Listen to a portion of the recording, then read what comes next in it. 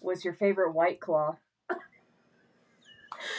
It better not be lime. I'll tell you that right now. Okay, I love that one.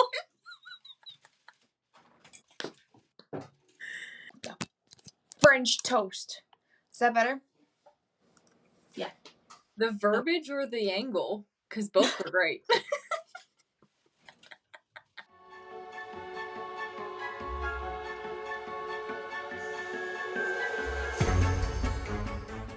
Ready? Wait, hang on. You can't see my boyfriend yet. Hey everyone, and welcome back to the Coven podcast. This is episode 4.5. It is going to be part of our Halloween in the 90s series because we knew we had to make a series because we had way too much to say about this topic. So today we are diving into movies, Halloween movies of the 90s, which is one of the best parts of the 90s as a whole. So we are going to kick things off with Corinne, who is going to go over all things Tim Burton related. All right. So I actually am going to bring this full circle with Tim Burton, which I actually found this very interesting with the research that I did. So Burton's first stop motion horror movie was Vincent in 1982, which was narrated by Vincent Price. Nice. That's very cool. Hold on to that thought. Hold on to that thought for a second. Like, caught it. So, hold on to it. So, Night Before Christmas was 1993, and it was not directed by Burton, and he actually derived the idea from a 3-page poem, and it took 110,000 frames to create the entire movie. It took 1 week for producers to shoot 1 minute of the movie. How long? A week? God. Yes. Wow. 1 week for a minute of the movie. Wow, that's overall 70 minutes. Took 3 whole years to be produced. Can you imagine? Like, I'm surprised they're not still working on it now. It really gives you like a sense of appreciation for like, oh my god. Yes, it does. Yeah. Project for That's so long. Honest to God dedication. I know that. Like, come on, 3 like that's amazing. That's, And it was hard work paid off because everybody loves that movie and that soundtrack. Yeah. So now it's like so iconic, but that's crazy. wow. Right? Yeah. So Disney fought to have Jack Skellington's empty eye sockets filled with a pair of friendly eyes. Of course they did. No way. Friendly. Of course they did. Of course they did. You gotta have those doe eyes in there, right? That's so funny, but makes perfect sense that they would do that. I'm so glad they didn't get away with that. Yeah, All same. right. Hold on to this fact. Ready? Originally, the voice of Santa Claus was to be played by Vincent Price. Mm-hmm. Oh. But before he could record his lines, his wife passed away. The director felt that Price's sadness could be heard in his voice. Respectfully so. I bet it was, yeah. It's heartbreaking. And felt he was unfit to portray Santa. Mm-hmm. Oh, that's heartbreaking. We got Vincent Price again. Yeah. Wow. All right. We're going to round this out with the third one. Edward Scissorhands came out in 1991. Year I was born. Because both of you thought I was born in 1987. Wait, no, I didn't. Excuse me. Respect. Put a little respect on my name. I did not think that. 91! I'm there. It was me. There. I thought. I guess 1991. Ma'am. She did get it right. Ma'am, I'm going to drink to that because I got called that yesterday in the store and I'm not okay with it. I got called that the other day too and I was like, oh. That was the first time I got called ma'am and I cried a little bit / died a little bit inside, but it's okay. We're going to move on. So, Edward Scissorhands came out in 1981. Tom Hanks and Gary Oldman are both considered to play the role of Edward. Mm. And Edward Scissorhands was filmed in Tampa Bay, Florida. I love that fact. Tampa. It makes sense when you think Tampa, about it. is that the same thing? Tampa Bay, Florida? Yeah. Okay. Same place. Yep. I'm like, I don't know. Thanks. All right, so tell me your I'm thoughts going to on speak those for two all facts. of Florida and say yes. Yeah. Tell me your thoughts on those 2 facts before I round it out into the last one. So well, I can't picture anyone other than Johnny Depp playing Edward Scissorhands. Right? So, I'm having a hard time with Tom Hanks and Gary Oldman because I'm Tom like, Hanks is too nice. It's too nice. yeah, he's way I don't too like nice. Tom Wilson! I don't like Tom Hanks, so that would have been a no-go. Wilson!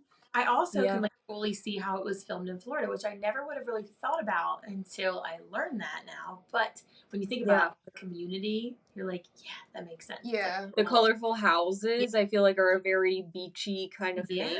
Yeah, I the feel colors. like that's what they focused on, those like the bright blues and the sky in the background, making sure that every angle was like the sky in the background or like. So there's a scene where he's cutting a woman's hair for like the first time after he cuts her dog's hair. Yeah. And she's wearing this bright pink outfit, okay?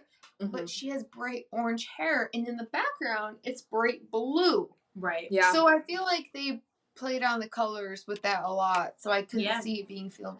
They did. I think they also wanted that contrast between him and his house up on the hill. Yeah. To be like, oh, he's supposed to be really dark and scary, and we're all like happy and like normal. Euphoric. It's like this perfect pinks and blues and oranges, and even with everybody's hair that he does, they're like wearing these vibrant colors. Yeah. And he's himself.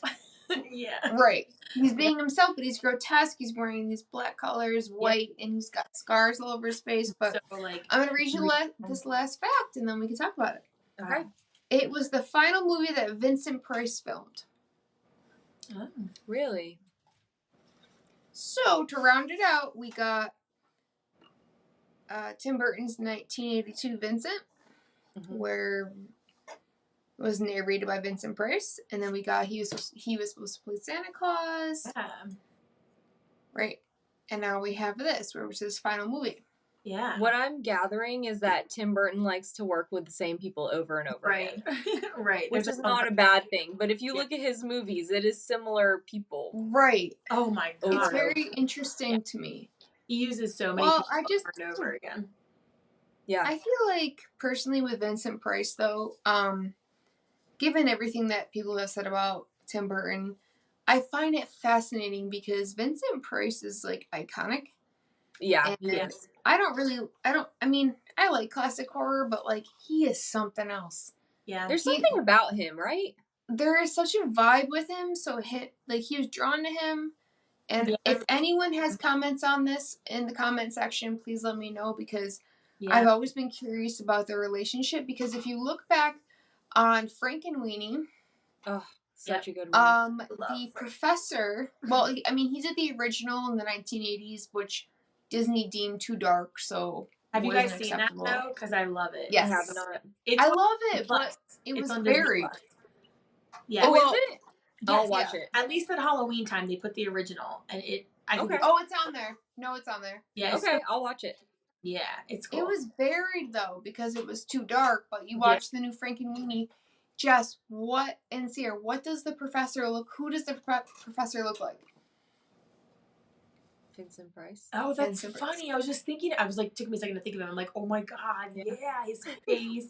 The science professor who gives him the assignment looks exactly like the glasses and I actually, what I was looking up, found that extremely interesting. And you guys can go look it up in all of the different movies, but that's what we'll insert a picture side by side. We'll insert it side by side. Cool to see it side by side. Yeah, I love that. For my topic, I kind of went more like, not more like, but just some other iconic sort of 90s films. For people who don't know, Hocus Pocus is hands down my favorite movie in the world. Jess, I'll drink to that for you. Yeah, me too. Because I know that. I know, like, that's your thing, baby girl. It really is. When I tell you I can say the movie, I mean it. For people who don't know, like, I go to Salem every year because of Hocus Pocus. That's what, like, drew that love in. My daughter's name is Salem. I have, like, Winnie quotes on me. Like, it's my thing. It's my thing. So I wanted to share some, like, cool facts. But before I do, I did have one little prop that I had to share. First, move the ghost face. We'll come up later. But I did have to share this. I got this off of Etsy. It is so cool. There's an Etsy shop where you can get, like, a copy of the original script. I can't even believe, like, come on. Isn't that cool? And they're all signed. It is like the whole script, right? Yes. So It's This a whole is so perfect. school. Like, this is you. Like, if you had to have a dream, this would be it for you. I love it. To be in Hocus Pocus would make my entire life. So it's like a full script. The cool thing is, so this is dated Wednesday, May 13th, 1992.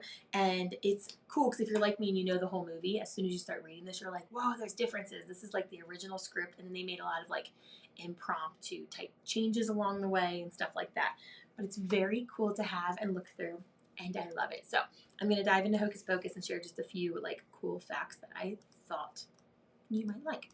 The first one that I loved, Hocus Pocus actually came out on July 16th, 1993, which is such a date. Such a weird date. I'm always like, who was like, let's drop a Halloween movie that we want to be iconic in July? Oh, we were like that. Yeah, we would have taken it. That would have been us, for sure. They must have been like spooky lovers. They were like, we got people for this. But the funny thing about that is that between like critics and actual moviegoers, it really kind of like, it tanked at first. It took a really long time for Hocus Pocus to take off. And it wasn't really until Disney and what used to be ABC Family, which is now Freeform, started playing it every Halloween that it kind of was like reintroduced to new audiences. And that's when it kind of... ABC Family. You remember, oh my God. I hated when they changed it to Freeform. I'm like, give me ABC. Oh my God. I literally, like, my whole life just flashed before my eyes. I know. Oh my God. ABC Family. And they would play it every Halloween, as we know, as part of like their 31-day countdown. And so it kind of like built this cult following very slowly. So another fact that I always love about Hocus Pocus, and little side note, my little opinion here. So the role of Max was played by Omri Katz, which I think is so funny because names back then just were not what they are these days. Everyone's like looking for a cool, unique name. But Max is played by Omri, and then his sister Danny is played by Thora. And I think that's so cool. Like, out of all every time I hear it, I love it. Those names. Aren't they so cool? I love it. I can't believe back in the 90s they found an Omri and a Thora to play. I know. I mean, look at Corinne. Like, how often is that? Yeah. Or Sierra. Yeah. Sorry, Jess. Sierra. Mine is so common. Sorry, Jess. My name was supposed to be Jade. By the way, my mom wanted to name me Jade. Oh. I'm going to write to your mom. I'm just kidding. I love you. Don't. So my dad didn't want Jade. He wanted Jessica. She wanted Jade, and I get on her all the time. I'm like, you should have stood your ground. I'm so much more of a Jade. But anyways. I think you're both. I like Jess. I think you're a Jade and a Jessica combined. Like, I think both of those would be very like Jessica's not like Jadica for me. Jadica? Jadica. Jadica. That's what you can call me from now on if you would like me to answer. Well, there's your new Instagram handle, Jadica. Jadica. Okay, I'm sorry. No disrespect to your mother. No disrespect to your mother. She wanted it. It was my dad that said because I love her. Disrespect to my dad who said no. No disrespect to your dad either, but a little disrespect. Okay, nope. I wasn't gonna. Okay. I'm just saying. I thought it was so weird that they came up with like they found two actors and actresses with those names, but originally, Omri, who is Max, was actually, that role was offered to Leonardo DiCaprio. And he turned it down. It's not like he didn't get the role, but he turned it down because he had other movies going on. And let me tell you, I'm not a big Leo fan, so I'm really glad Omri got that role. All right, we're done. I can't. No, goodbye. I gotta get out of here. We got a Leo stand in the house? I'm not down with the whole Leo. I guess you know what it is. Back in the day, he was such a heartthrob. Corinne. Listen, back in the day, he was a heartthroat, and I don't like blonde-haired guys. Like. I don't either. No, I will agree with that. What is that about like blonde men? Like it's always dark hair, dark eyes. Like unless they're like Chris Evans, who's borderline brunette, I don't want him. Well, and he's dirty blonde. He doesn't count. My friend too, who I won't name because she ended up marrying a dark-haired, dark facial-haired guy, but like she always was attracted to like blonde-haired, blue eyes, and I was like, I just cannot relate. I'm sorry. And then back to Leonardo. He just doesn't do it for me. So I'm really glad that Omri got that role. And then I have one more fact about Hocus Pocus that I had to share before I jumped into the Addams Family. But Sarah Jessica Parker, I had to do a fact about her. Corinne's still laughing about stuff that you won't see because we cut all this out. But if you only knew what went on in between. Check our blooper reel. But I'm like, yeah, we're going to have not sorry. We are going to have blooper reels coming because if you all only knew. But Let me know down below who is your favorite sister. I am totally Team Sarah, so I had to throw something in about her. This actually gave me goosebumps, though. This is so weird. Who are you, Sierra? Which Sanderson? I immediately want to say Sarah, but I also like Winifred a lot. I like them all, but like I think Sarah's my favorite. I always say they're all needed, but like I'm so diehard for Sarah. But you need them all. You know what I mean? So Sarah Jessica Parker. Cheers. Cheers to Sarah. Cheers to being Team Sarah. Sarah Jessica Parker actually found out years, like many, many years later after the role of Sarah Sanderson, that she was actually related to a woman who was famously accused of witchcraft in Salem. So, wow. Isn't that crazy? So she actually was related to someone named Esther Elwell after doing like this whole genealogy. Did she know that? No, she didn't know that. No idea. This was so many years later, and I think that is so interesting. I also always think like, what would that role have been like if she had known that she was related to somebody? Like, I think it's cool that she didn't know then. Yeah, but weird to become like. I have to agree because I feel like she would have made it like. It sounds really weird, but I feel like she would have made it a lot darker. Well, yeah, you have this weird connection to it. Like, I like you know what I mean? Her not knowing, you know. Mm-hmm. But how weird to work on such an iconic movie, become so famous from that, and then find that out. I think that's the. But she wasn't famous at the time. Remember, Hocus Pocus was like a joke to people. Well, that's what I'm saying. Like, to become so famous off a movie like that, though, and then find that out is like. And then I actually forgot I have one more little thing, but I have to add it in because Binks is my little favorite. Go ahead. So I read that it took multiple cats were used for the role of Binks. And the Humane Hollywood, they're called. It's like the organization that deals with the animals in movies. They would actually choose which cat to use on each scene based on like the animal skill set. Oh, wow. The animal's personality. Which I just like to envision, like, all the witches standing around, like, 12 black cats trying to figure out which one. I was just picturing all the cats. I just got, like, a really weird, warm, fuzzy feeling you just said that. So cute. It's so cute. Do you want to know why? Yeah. Because, all right, so around, I don't know if this is a thing for every state. I don't know, but, like, in New York State, like, black cats, they won't adopt them out. They're the least adopted cat. Well, they won't adopt them out in the whole month of October. Like, you have to have reasons to adopt a black cat. I'm not going to tell you why. Yeah. But they are the least adopted because, and black dogs, because they're least photogenic. And you know what I have to say to that? No, I won't. I'm censored. Okay. Well, and like superstitions, there's like a lot of reasons with black cats. It's so sad. There's a lot of superstitions. It's just very weird to me because they are beautiful. Oh my god. They're gorgeous. Absolutely. But around here, if it's September to October, they will not adopt them out to you. Yeah. Wow. That happens a lot in this country, not to get into like such a dark topic, but unfortunately a lot of bad things happen sometimes to specifically black cats in October and things like that. And so I'm a big advocate for like adopt, don't shop. And I'm always like, me too. Adopt, don't shop. Go adopt those babies. Yeah, they need you. So on that note, go adopt all the little Binkses and give them good homes. And we're going to yes, do it. I love it. You know what I would love to do? I would love to, if we get enough people to do like an animal fund to do that or something like that. Some sort of like fundraiser for like an animal shelter. I would love to do that. Okay, so moving on from Hocus Pocus to another favorite, probably my second favorite, would be the original Addams Family, which was released in 1991.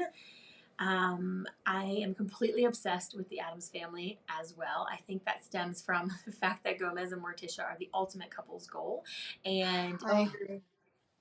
They're just so good. Their love is like the best. I have like a deep love for that movie. For sure. Mm-hmm. So I want to share a few like cool facts that I thought were really neat. One of them, we're going to start with Cousin It. I tried to find like some that people didn't know. So the wig. Such a player. He's a player. He's such a player. The wig that Cousin It wore actually had a handler on set, and their job was just to like specifically carry it around and make sure that it stayed free of knots. And it actually weighed around 35 pounds. Wait, really? Like they were combing. Goodbye. Yeah, they had to like. Can you imagine that one scene where he's like coming down the steps to like greet those like conjoined sisters? Yeah. Like combing behind him to make sure that when he greets them, he's like his true. That's your whole job. You got to be good play yourself. Family, and your whole job was the handler. I mean, I would have done it to be on the filming of the Addams Family. Your job was to be the handler. I guess. Cool. 35 pounds. Another one that I loved, Angelica Houston is so iconic in that role. So I'm so glad she had it. But Cher actually wanted the role of Morticia. He reached out to them specifically to try to take on the role of Morticia, but apparently they had already had their eyes set on Angelica. Gee, I wonder why. Yeah, I was going to say, we've talked about this probably because of the witches that came out right before. And that was such a cool role for her as well. And she just slid right into the perfect Morticia. And thank God, because I love her in that role. I do too. I like her a lot. She's so good at it. She's so good at it. One of the coolest things, it actually took her around 3 hours every day on set to have her makeup done. I can't even believe this. And I'm a pretty big Which is fascinating because her makeup's not that complex. I was going to say, I'm a big makeup person. I'm okay, we don't have any special effect type things going on. Mm-hmm. But it took about 3 hours. And I think part of that, though, was that I also read, everyone who's watched The Addams Family has seen how iconic it is that Morticia's under eye, her whole eye area is illuminated. Yeah, which just adds to her fierceness and why she's such a bad, But what would they have to put under there? I don't know anything about makeup. You guys got me on false lashes. I don't know. So part of it was makeup, but she also did have actual lighting. The crew would have to light the under eye area. So it was kind of a combination of both. But I thought that was so interesting because I think most people, when they watch The Addams Family once or twice, they're literally are her eyes lit up? Does she have glowing? You're kind of is that happening? So it's fun to get to know it. You're oh yeah, it's happening. I just love it because she deserved that. She deserved everything. You know what I mean? She did. I love Morticia. I think you just kind of it's that retro kind of look to light up just the eyes to really accentuate that. No, what was that scene where she's laying down? Oh, in the bed in the morning? Yeah, she's laying down in bed and she's yeah, to the lights coming in. That. Yes. Yeah. She's so iconic. I don't know why, but I romanticize that scene every time in my head. She's such a perfect mix of girly and gothic. You know what I mean? She's so feminine and fiercely feminine, but she's so goth at the same time that it works. I love her. She doesn't resent her husband. She loves him. Yeah. It's the best. Their relationship is the most iconic to me. And then the last cool fact to kind of tie back into what Corinne had touched on was that Tim Burton was actually offered the director's role for the original Addams Family, but he declined the role as well. And I always think that's so cool when you hear facts like that because I wouldn't change anything from the Addams Family. It's so perfect to me, but I do wonder, because I'm a Tim Burton fan, what he would have done differently. I feel it has a Tim Burton-esque vibe to it, even though it's not him. Yeah. So I feel even if he was the director, it probably wouldn't be too far off from what it was. Maybe a little in one direction or another, but I think I know what he would have done. What? You think? What? Cut out, I think he would have cut out characters. Like who? Do you know? I feel he would have cut out Cousin It and wouldn't have make him as big of a role. Okay. Some of those and added other characters because his characters in his movies are gaunt, right? Big eyes, shallow looking, and Cousin It doesn't fit into that. Yeah, what would they? Well, neither does Uncle Fester, so right. So I feel that's true. But what would the handler have? There'd be no handler, right? So I'm trying to. Well, I don't know. I don't think it would have been better. I just feel different, but it would have been really different because the original Addams Family had all these characters in it, and I don't think he would have lived up to it. Might not have been so I mean, the Addams Family, when you see those wedding scenes, and the second one's up there, those iconic scenes where you're oh my God, it goes on for generations. These freaks, I love it. Okay, so we have touched on Tim Burton movies and kind of those iconic Disney Channel movies. So now we're going to end this episode with Sierra, who is going to go over the horror movies of the 90s that we have to mention. So this is my favorite horror movie. And it's ironic because Stand up, please. What's your favorite scary movie? Stand up, please. It's obviously going to be Scream. Ooh. Oh my god, I'm obsessed. So it is definitely Scream. What's your favorite scary movie? You guys gonna start this again? We literally just got over. I was like on the floor laughing. No, we're not. No. Yeah, no. Again, what you didn't see, we literally spent like 30 minutes cracking up. Well, you know what? You'll probably see some of it. It's okay. I was crying. I was laughing. No. You'll see it. No. At some point, you will see it. You will see it. Do you like long walks on cobble street roads? What's your favorite small town city?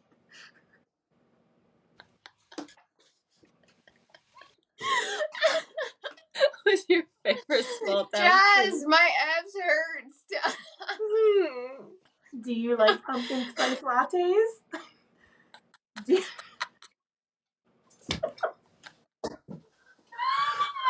So, we're going to talk about 1996's Scream, the original Scream, more specifically, not the other ones. I know that the Scream 2 came out the year after, so it was like 1997. They like pushed that one out pretty quick after.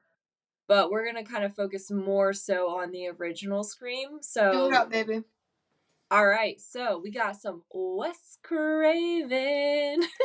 I love your that made me so happy. So something you're gonna notice, I'm gonna cut in real quick, is that Sierra, when she's happy about something, it's the cutest. In our group text, she like sings us sentences like a few times a day. It's my favorite thing. It's my favorite thing. I know when she's happy because she sings me a sentence. Yeah. And that's how you know. And I'm so happy. I get so excited because I'm like, oh, she's so excited about It's the cutest. It's like contagious. She's so excited. Go ahead with your Wes Craven self. Go ahead. Sorry, we got excited. Sorry. So Scream, I think, is a very iconic movie because it kind of, everything before that, as far as like a slasher movie, had been like someone you didn't know who was the killer, right? Mm-hmm. And Scream comes out and it's like, you know, it feels very stereotypical, especially with like their friend Randy, who's like, these are the rules of scary movies, and is like giving all of the rules. But the twist is that it was people that they knew, you know? Mm-hmm. So it's like the boyfriend, the friend, whoever. And so it really redefined the slasher genre as a whole. And for that, it became one of the highest grossing slasher films to this day. Mm-hmm. I love that. Which is really interesting. The man who actually is the voice of Ghostface is Roger L. Jackson, and he never actually met the cast. They kind of kept them separated to create that like creepy factor. Okay. So it was like, that's so cool. That's so neat. So it kind of that's like so kept weird. that... Like, can you imagine like acting in like this guy's like the voice like killing you, and you're like, meh, what? That's crazy. Exactly. I think it probably made the actors feel like more frightened because they didn't ever meet him. Right. So like they didn't have like really like a person to put to that like voice and be like, oh, he's so cool on set at lunchtime. Like it was different. Yeah, scary. You know? Like they might have a face to it, but they don't have the personality to match, and so like it's completely like and that was on purpose to kind of like, you know, whatever. There is a convention called Mad Monster that is in both North Carolina and Arizona. They do 2 conventions a year in each state. And last September was the first one that I had ever been to. And they had Matthew Lillard and I say Skeet Ulrich. It could be Ulrich, but like tomato. Nope. Wait. Nope. Before we go on, is it Skeet Ulrich or Skeet Ulrich? What did you say? That's it. I gotta go. I'm bye. Wait, bye is it Skeet Ulrich or Skeet Ulrich? So I say it ridge, like ch at the end. I say Ulrich. But oh no, do you? When the U is in front of a C and an H, it's K. Okay. Ulrich. or something like that. It's so weird. English language. There you go. There you go. They both were guests there, and I got to do a photo op. I will insert that here. Yeah. I'm sorry. What? They were both very, very lovely. You know what? You have to explain that to my child because he loves Matthew. So. Oh, I know. Shaggy. Oh, like obsessed with Scooby-Doo because so he noticed that his voice was in the Lego Scooby-Doo. Oh, he's got a very distinctive voice. Yeah, no, for sure. So we watched Scooby-Doo, and then we watched Scooby-Doo Monsters Unleashed, and then we watched the Lego Scooby-Doo, and Lukey noticed that it was Matthew in Scooby-Doo Lego because he says, "Mom, it sounds like the guy from Monsters Unleashed," and I'm like, "It is." Smart boy. Said surprise. He does have a very distinct voice, and I will say that he especially was like the coolest person to ever, like, I mean, now I've been to 2 of these conventions, and I think that Matthew Lillard was probably one of the like most down to earth, like wanted to like hang out with people type person. Like, I want to hug him so bad. We're all waiting in the photo op line, and he literally comes out. He starts high-fiving everyone. He's like, "Thank you for being here. I'm so happy to see you guys." And something about that, I was just like, he's a really cool person. It doesn't like surprise me that, like I would have guessed that he was like that, you know? He's so nice. Yeah. And like he just is like I can tell he's very empathetic. Just like in the question and answer that I watched of them, like he was very like someone would ask a question, he was very like in tune. He's the type of person that like instead of just sitting up on stage, he had to be in the crowd walking around. He wanted to be next to people. I need to meet him right like now. It was so cool. He was like at one point he's like standing beside me talking to the man in front of me, like, and he was really cool too because he had a camera and he was like, I'm really into photography, like black and white photography. So he was in front of like me talking to the man in front of me, and he was like, I really love your piercing. This man had like huge gauges in his ears. Yeah. And he was like, can I take a photo of your ear? And I don't know, something, and like he's in the middle of a Q&A. Like, so, and he just like sees this man. He's like, I love this. I want a photo of it. Does he do that on his Instagram? Yes. So actually, I was gonna say there was a huge black and white reel, and it was all from the convention I was at. Oh, I was gonna say, oh my god, all that. I saw Instagram. That's so cool. He was super cool. He's super down to earth, and I will say that Skeet was the exact same way, like, but in a different way. Yeah. Like he's a little more like reserved, but he was very like into talking to people. Yeah. Like when they were talking to him, whereas like Matthew was like, I want to be in like high-fiving everybody. Like he was like, I want to talk to everybody when they come up to me, which I totally get. Like totally different personalities. I feel like that's why they cast him for Scooby-Doo though, because I think like, it's like it's a very Shaggy vibe. Yeah. Like he was amazing in that too. Yeah, chill, down to earth, but like yeah. He was super cool. And so then this past February, I met Neve Campbell because she was at Mad Monster, which was really awesome. She was beautiful. She's gorgeous. She literally is also the sweetest person. Like I felt like I was hanging out with like a friend when I met her, and I will insert the photo of she and I together as well. I love the picture of you two. It's such a good photo of both of you. Oh, thank you. I was like, please let it be good, because you never know. You get one shot and you're like, was I blinking? Did I look? You looked beautiful. Stop it. So good. Thank you. No, she literally was the sweetest human being ever. But like one thing that I took from her Q&A and the duo of Matthew and Skeet's Q&A was that they all loved how much like time they spent together as like castmates in the first movie. So like they loved that they were all in a hotel together and they got to spend all this time together, and they would go to Courtney Cox and David Arquette's room and like drink and like just like have the best time. Was that when they were together? I think so, yeah.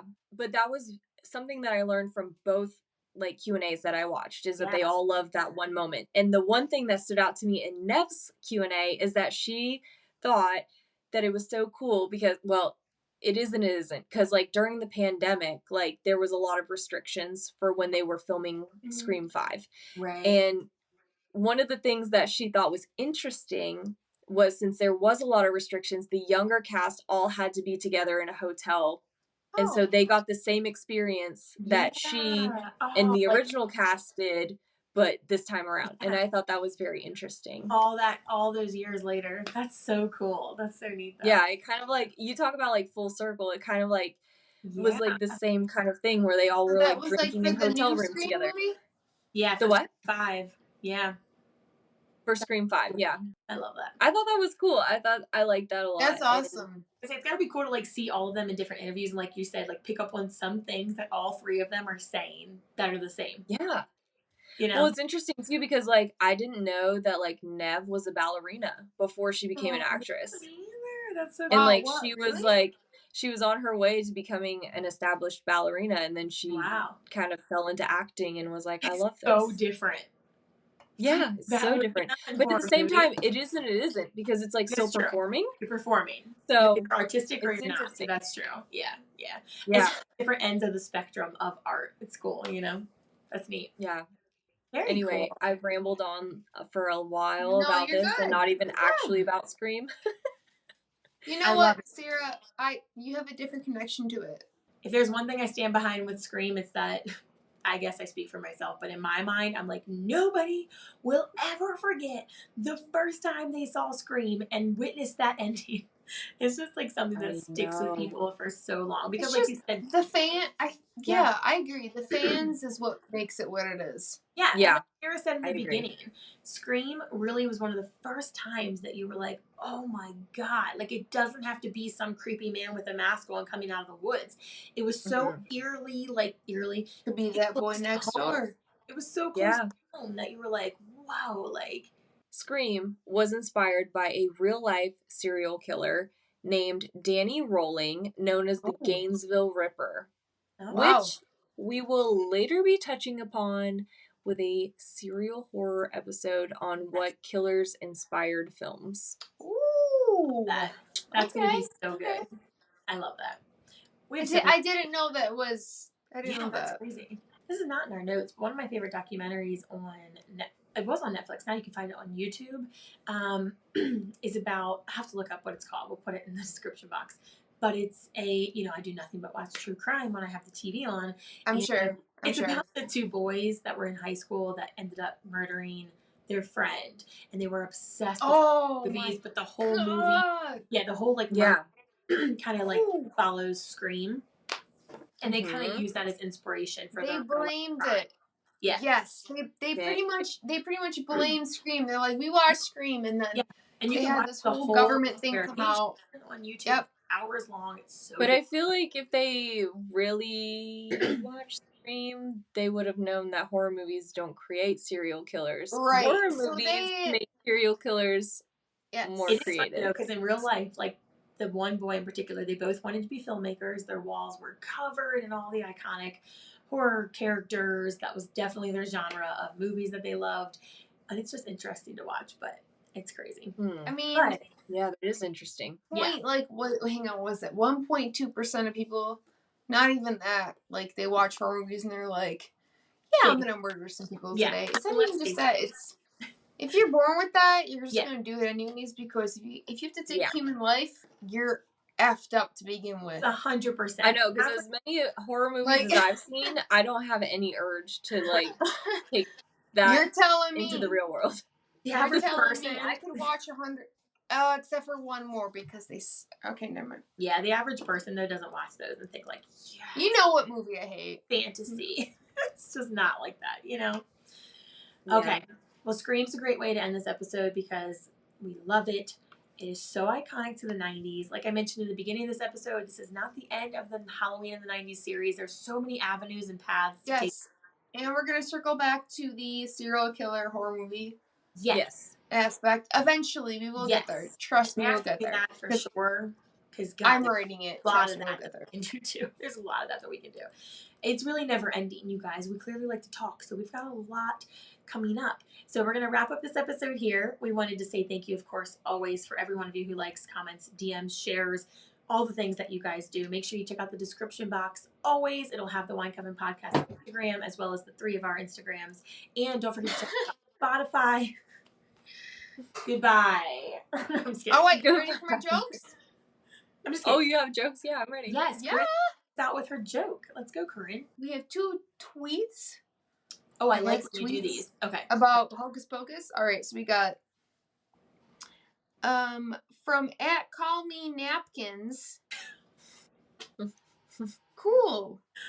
I like it. Says virginity is a social construct created to scare people from lighting the black flame candle. Good job, napkins. Moving on. I mean, Dakota_Davis says, it's officially fall. I will be now referring to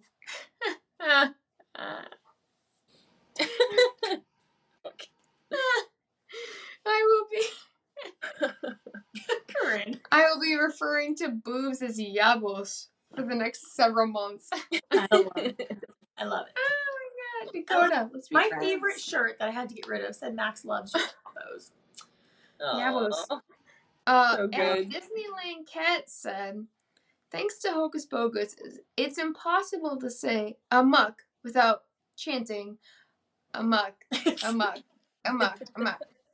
I have That one is so last true, one though. for you, Jess. This is the last one I got just for you.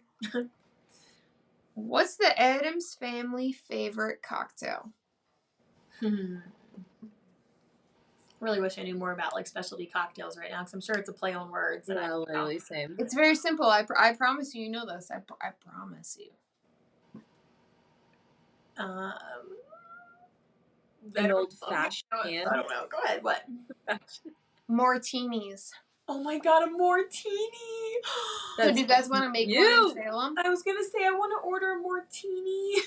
Do you think they'll know? I'm Okay. gonna look up Okay. on Pinterest to see if anybody for has you that. guys, I already looked up the recipe and I have it. You did. Okay. I sure did. So we are going, the first bar that we get to in Salem, we're going to walk up and we're just going to straight face be like, can we get 3 martinis? And I then, may or may not have printed out the recipe. oh my god, that's genius. And then when they're like, oh, what is it? We just We're like, slide that across the bar. We'll take this. Not sorry. 3 martinis. That's amazing. please. Now I'm really All excited. right, to find out that's what it. That's all we gotta say. All right. Thank you guys so much for watching this portion Cheers. of the Halloween 90s. I'm emptied out, but cheers to our Me witches. too. Like, where did it go? We drank all of it per usual. So thank you guys for being here. We love you. Hit the subscribe button, like button on the way out. And we'll see you next week on Wednesday with our next episode. Bye. Bye, Cheers, guys. witches. We love you. We love you.